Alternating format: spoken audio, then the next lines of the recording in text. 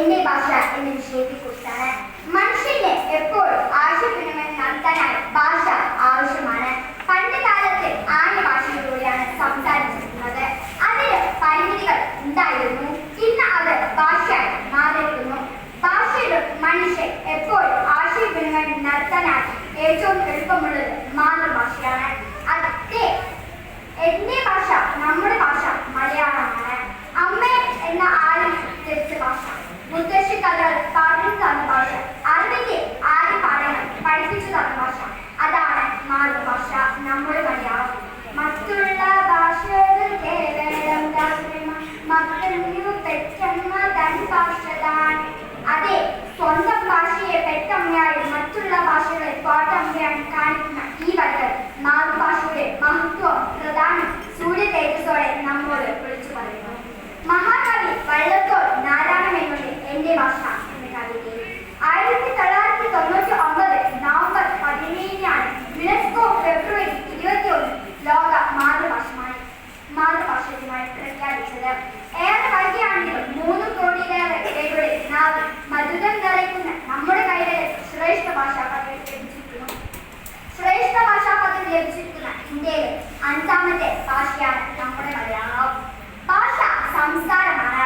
സാമൂഹിക ജീവിതത്തിൽ മനുഷ്യനെ ബന്ധിപ്പിക്കുന്ന ചരടാണ് ഭാഷ. മനുഷ്യന് പ്രാണവായു എന്നപോലെ മാതൃഭാഷ വേണം. ഏത് വേദവും ഏത് ശാസ്ത്രവും ഏത് കാര്യം ഒരാളുടെ മനസ്സിൽ പറയാമെങ്കിൽ സ്വന്തം ഭാഷ തന്നെ കേൾക്കണം. 2000 വർഷത്തോളം പഴക്കും പാരമ്പര്യം ആകാശപ്പെടാവുന്ന നമ്മുടെ മാതൃഭാഷയുടെ ഇന്നത്തെ അവസ്ഥ ആര് വിലയിരുത്തും? സ്വാതന്ത്ര്യം കിട്ടി അരനൂറ്റാണ്ട് പിന്നിട്ടിട്ടും കേരളത്തിന്റെ ഭരണഭാഷ ഇന്നും ഏറെ ഇംഗ്ലീഷ് തന്നെയാണ്. ജനിക്കും നിമിഷം തൊട്ട് മകൻ ഇംഗ്ലീഷ് പഠിക്കണം, അതിനായി ബാധ്യതൻ പേരൻസിലാക്കി ഞാൻ എന്ന കുഞ്ഞുണ്ണി മാഷിന്റെ വരികൾ മലയാളികളുടെ പൊങ്കച്ചത്തിന്റെ വിദ്യാധാരണകളുടെ തൊലിക്കെട്ടുകൾ ഇന്നും ഒരു പൗരൻ പോലും ഏൽപ്പിച്ചിട്ടില്ല. ഒരു ഭാഷ മരിക്കുമ്പോൾ ഒരു സംസ്കാരം കൂടിയാണ് ഇല്ലാതാക്കുന്നത് എന്ന് നാം ഓർക്കണം.